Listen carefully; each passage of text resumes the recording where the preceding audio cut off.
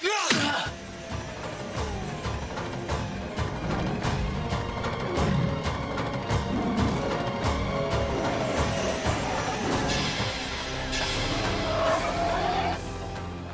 एक अच्छी इंसान बनना चाहती हूँ, और अगर तुम्हें मेरी बात पे यकीन नहीं आता ना, तो मैं शालीन की कसम खाती हूँ।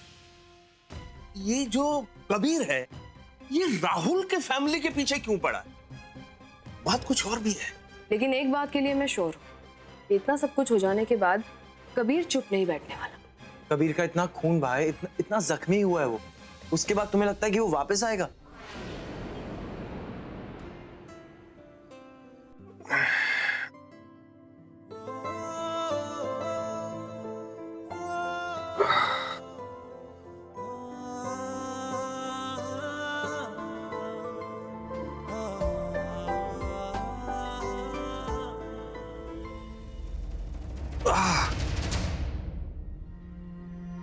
राहुल, राहुल तुम उठने की कोशिश मत करो, बैठे रहो। तुम्हें कुछ चाहिए? पानी? पानी, हाँ। पानी पियो राहुल। Thank you. अब कैसा फील हो रहा है तुम्हें? ठीक हो ना तुम? कबीर का है। उसे शायद उसके साथ ही ले गए, क्योंकि जब मैं बाहर पहुंची तब वहां कोई नहीं था। एक गाड़ी की आवाज सुनाई दी बस। खैर राहुल, तुम उसके बारे में मत सोचो, हम सब ठीक है।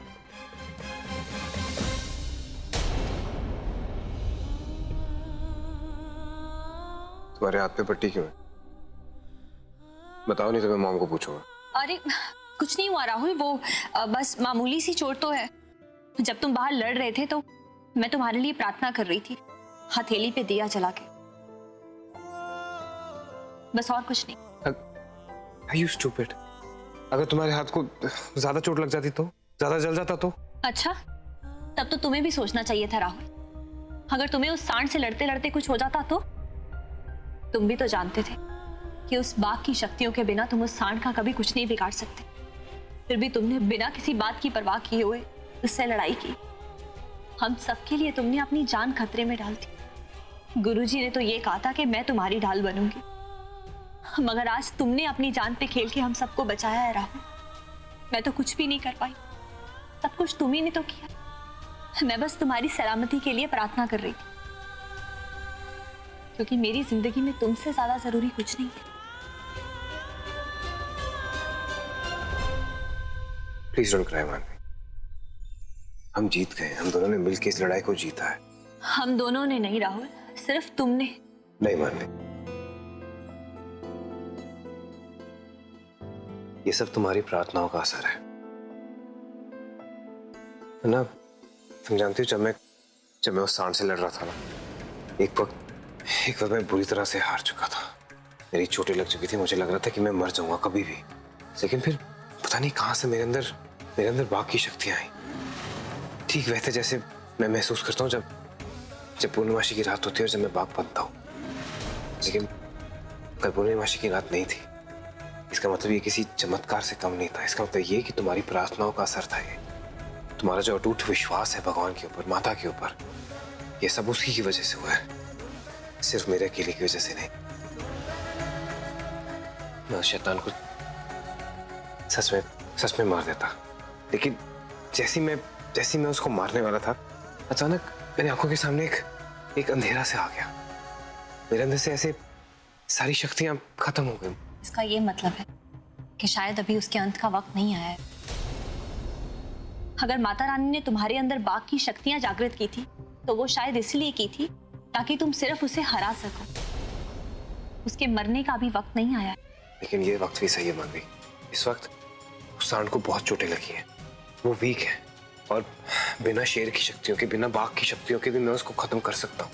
मुझे अभी जाके उसे ढूंढना पड़ेगा। नहीं राहुल, क्या कर रहे हो तुम? यहाँ से कहीं नहीं जाओगे। पर वो राहुल, मैं बोल रही हूँ ना, पहले तुम ठीक हो जाओ, उसके बाद करना तुम्हें जो भी करना है। और अगर तुमने मेरी बात नहीं मानी ना, तो मैं भी अपने हाथ की पट्टी खोल दूंगी और इस पे दवाई भी नहीं लगाऊंगी। ब्लैकमेल कर रही हो तुम? बच्ची हो तुम। हाँ, ऐसा ही करूंगी मैं।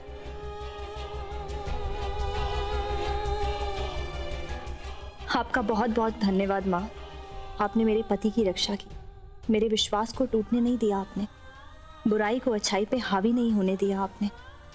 अब तो इस कबीर को सबक मिल गया होगा। अब वो दोबारा आपकी शक्तियों से टकराने की गलती कभी नहीं करेगा।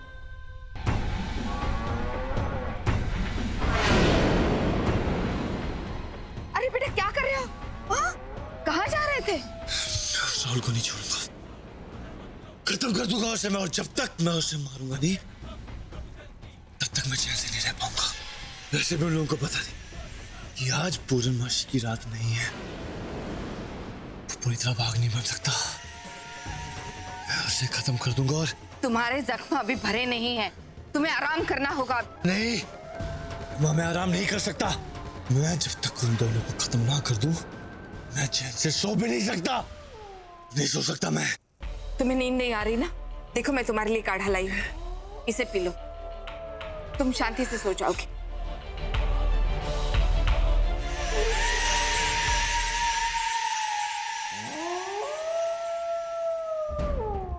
धीरे धीरे। तुम्हारा गुस्सा जायज है अग्नि, पर हम इतनी जल्दी राहुल और मानवी को मौत नहीं दे सकते। ऐसा करने से पहले अपने वंशजों के लिए हमें वो सिंह ढूंढना होगा जो हमारे लिए संजीवनी बूटी से कम नहीं है, जो हमारे कुल देवता का है। उस रात उस बाग के पास ही वो लाल रोशनी चमकी।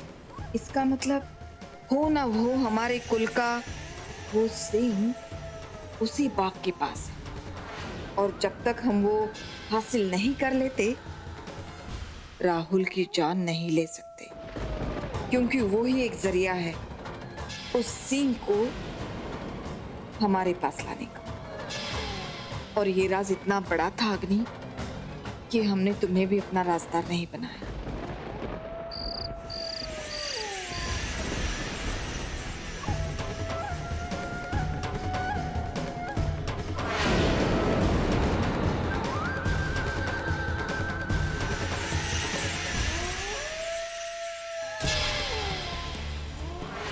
अग्नि क्या हुआ बेटा? बहुत दुख रहा है क्या?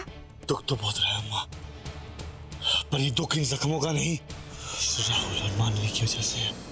और तब तक ये दर्द खत्म नहीं होगा जब तक मैं उन दोनों को खत्म नहीं कर दूं। नहीं अग्नि, हम उस शेर को खत्म नहीं कर सकते। क्या?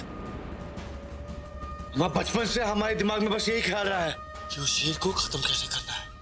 हर वक्त हर पल यही मौका ढूंढता रहा हूं मैं कि उसका खून कैसे यहाँ तक लाऊं, उसे चढ़ाकर अपनी बुरी शक्तियों को वापस लेकर आऊं। और आज आप कह रही हैं कि हम उस शेर को खत्म नहीं कर सकते। मेरा मतलब है हम उस शेर को अभी नहीं खत्म कर सकते। कहा था ना हमने कि सही वक्त आने पर हम तुम्हें वो लाल रोशनी का राज बताएंगे जो घाट के शेर के पास से निकली थी।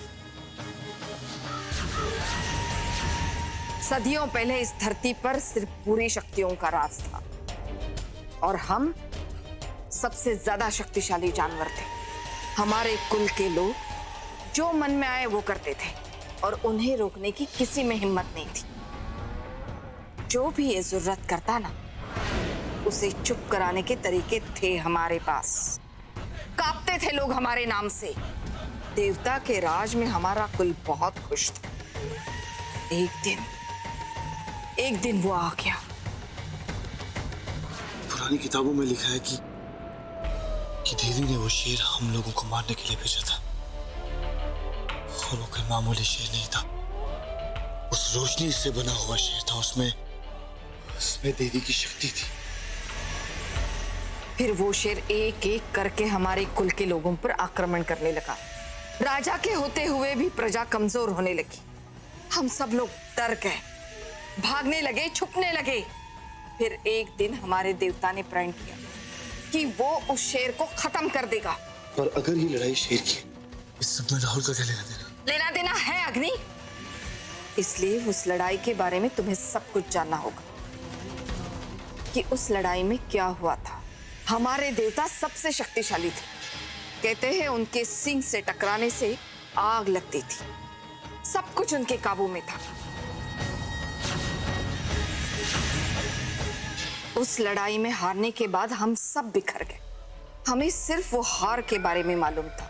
लेकिन जब मैं गुरुजी के पास गई तब मुझे वहां एक किताब मिली, अंबिका। वो किताब पढ़ने के बाद मुझे पता चला कि हमारे देवता की हार क्यों और कैसे हुई। हमारे देवता की शक्ति उस सींग में थी और शेर ये जानता था देवता को कमजोर बनाने का सिर्फ एक ही तरीका था, उनके सींग को तोड़ना, और शेर ने वही किया।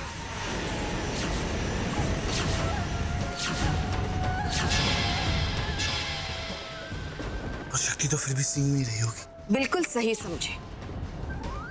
सिर्फ शेर जानता है कि वो सिंह कहाँ है, और सिंह को लाके ही हम शेर को खत्म कर सकते हैं। अब क्योंकि वो शेर राहुल के शरीर में है, जब तक वो सिंह हासिल नहीं होता हम राहुल को नहीं मार सकते। मैं राहुल से तो वो सिंह बहुत आसानी से ला सकता हूँ। मानवी को उठवा लेता हूँ। राहुल मानवी के लिए पागल हो जाएगा।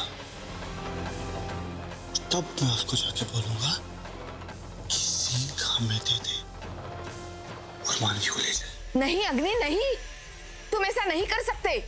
राहुल नहीं जानता सिंह कहाँ है, सिर्फ शेर जानता है कि सिंह कहाँ है, और राहुल के अंदर के शेर की रूह जानती है वो सिंह का राज। जब राहुल शेर में बदलेगा तब वो शेर से पता करना होगा। लेकिन ध्यान रहे, वो शेर भी जानता है कि सिंह में कितनी ताकत है। वो आसानी से कभी पता नहीं लगने देगा कि वो सिंह कहाँ है। या तो हमें उसे मजबूर करना होगा, या फिर वो शेर के पास से धोखे से वो राज निकालना होगा। बस यही तरीका है उस लड़ाई को जीतने का और उस शेर को खत्म करने का।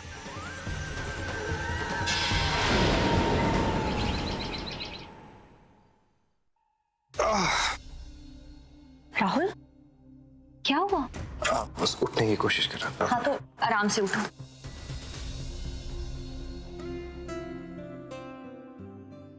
ठीक हो ना? राहुल, एक बात कहूं, तुम्हें किसी भी तरह की कोई भी प्रॉब्लम हो ना, तुम मुझे बता सकते हो, मेरी हेल्प ले सकते हो। किसी की हेल्प लेने से कोई इंसान छोटा या बड़ा नहीं होता। बोलो। सही बोल रही हो। आफ्टर ऑल तुम मेरी पत्नी हो, मैं तुम्हारा पति हूँ, और मदद मांगने से कोई छोटा या बड़ा तो होता ही नहीं। बताओ तुम्हें क्या चाहिए? सुसु। क्या हुआ? ये तुम कैसी बातें कर रहे हो राहुल? तुम अगर मेरी मदद कर दोगी तो मैं छोटा थोड़ी हो जाऊंगा। शर्मा क्यों रही हो? तुमने थोड़ी करना है, मैंने करना है। सुसु। अच्छा एक काम करो, अपना हाथ दो, बहस मत करो। मैं तुम्हें कम से कम वॉशरूम तक तो छोड़ दूं। क्या हुआ? शर्म आ गई? हाँ?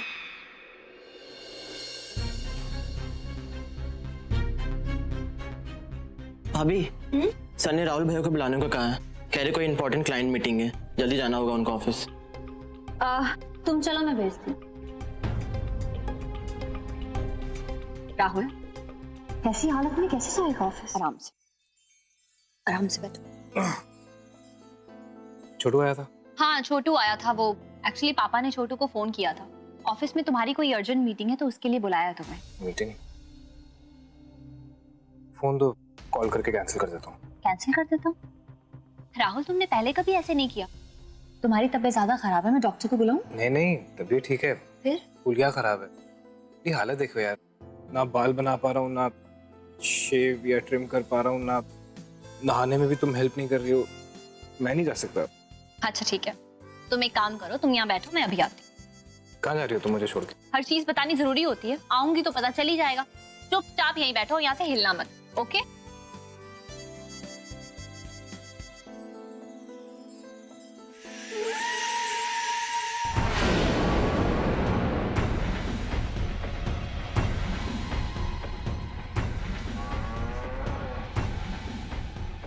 अरे अरे अग्नि, ये क्या कर रहे हो? देखो फिर से खून बहने लगा। हाँ? दर्द कम नहीं होगा अम्मा, जब तक मैं राहुल को खत्म ना कर दूं।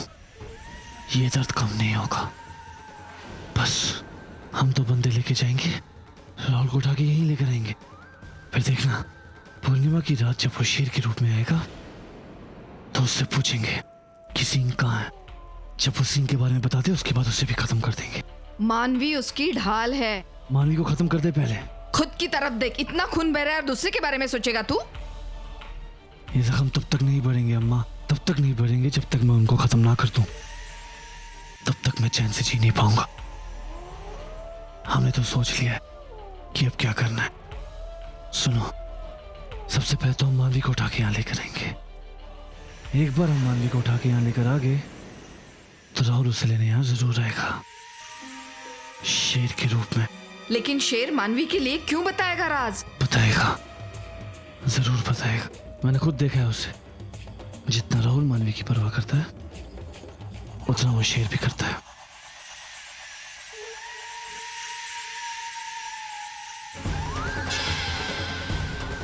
हे काली शक्ति के देवता, मेरे अग्नि की रक्षा कर, उसे सफल बनाना।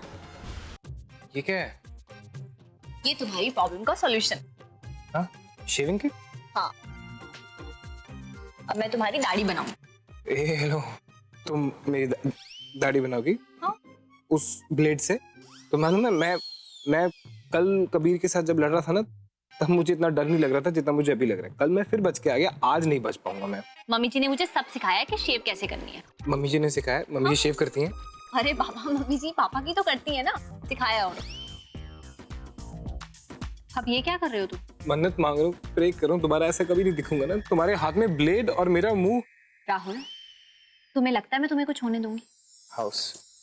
अच्छा चलो ठीक है, अगर गलती से तुम्हारी गर्दन कटने लगेगी ना तो पूरी नहीं काटूंगी, सिर्फ थोड़ी सी काटूंगी, ठीक है? कितनी प्यारी है ना। तो मैं हूँ। क्या हुआ, डर क्यों रहे हो? नहीं, डरना चाहिए नॉर्मली। पहले यहाँ टेस्ट करो। हाँ जी ठीक है। इतनी मोहब्बत करो ना, मैं डूब न जाऊं कहीं, वापस किनारे पे आना। क्या हुआ? कुछ नहीं, तुम पास हो गई। राहुल तुम भी ना डरा देते हो। चलो शुक्र है मैं पास हो गई। अब करें? मैं तो हफ्तों से सोया नहीं, बोल दो ना जरा दिल में जो है छिपा। मैं किसी मॉम भी इतने प्यार से करती हैं डैड को? पता नहीं। तभी डैड इतने खुश रहे। ना जरा दिल में जो है छिपा, मैं किसी से कहूँगा नहीं। हंस क्यों रहे हो? कुछ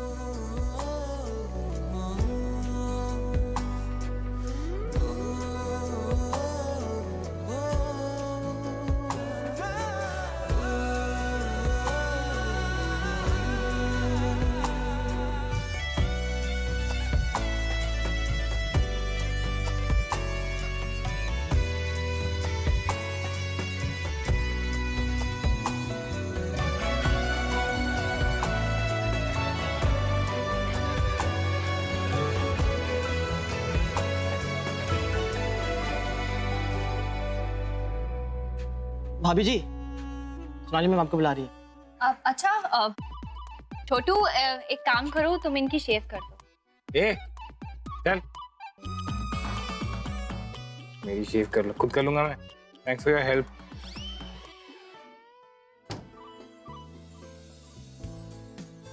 राहुल, अरे इतना फ्रेश होके कहाँ जा रहे हो? मुझे लगा था कि तुम ना पक्का वो छोटू के हाथ से मेरा स्पॉन्ज बात कराओगे, इसलिए मैंने खुद ही नहा लिया। हाँ तो वही ठीक है तुम्हारे लिए। तुम्हें पता है ना तुम्हारी तबीयत खराब है, तुम नहाने कैसे जा सकते हो? राहुल तुम अपना बिल्कुल भी ख्याल नहीं रखते, तुम चुपचाप जाके वहाँ बैठो। अरे मेरी तबीयत ठीक है, मैं कर लूंगा। तुम ढूंढ क्या रहे हो यहाँ पे? वो कल मॉम डैड की एनिवर्सरी है ना। क्या? कल मॉम डैड की एनिवर्सरी? तुम्हें नहीं मालूम? ऐसी बाय द वे, मुझे तुम्हारी मॉम डैड की एनिवर्सरी पता है। मैं सोचा कि तुम मॉम के इतने क्लोज हो और ऐसे तुम वो फैमिली वैल्यूज वाले घर से आती हो, तो एटलीस्ट मॉम डैड की एनिवर्सरी के बारे में तो पता ही होगा तुम्हें। मैं तो सोच रहा था कि तुमने कोई बहुत बड़ा सरप्राइज प्लान किया होगा मॉम डैड के लिए, तो इसलिए इतनी बिजी थी। चलो कोई बात नहीं, हर इंसान की किस्मत में हर चीज तो आती नहीं है। लेकिन राहुल, मैं इस घर में नहीं आई हूँ। जब तक तुम मुझे ये सब नहीं बताओगे मुझे कैसे पता चलेगा? तुमने पूछा ही नहीं कभी। मैंने पूछा था ना मॉम डैड की एनिवर्सरी कब होती है तुम्हारे। चलो कोई बात, हर इंसान सेम भी तो नहीं हो। तुम कुछ भी बोलते हो ना राहुल, लेकिन अब हम क्या करेंगे?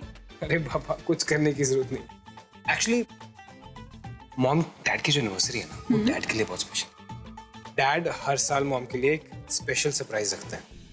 बस ये वाली, हमें सिर्फ अच्छे कपड़े पहन के वहां पहुंचना होता। और इस बार क्या प्लान कर रहे हैं पापा? हाँ, इस बार डैड ने एक नया प्लान बनाया।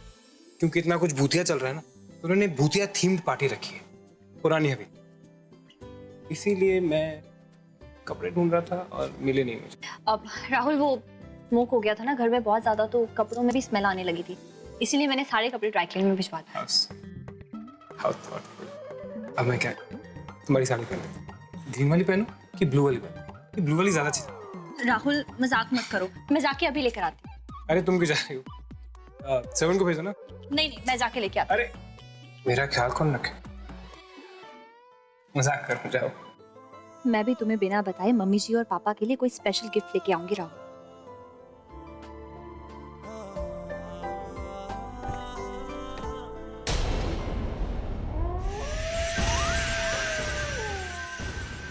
राहुल, मानवी, आज तक तो चुप के वार कर रहा था मैं, और अब खेल आमने सामने होगा।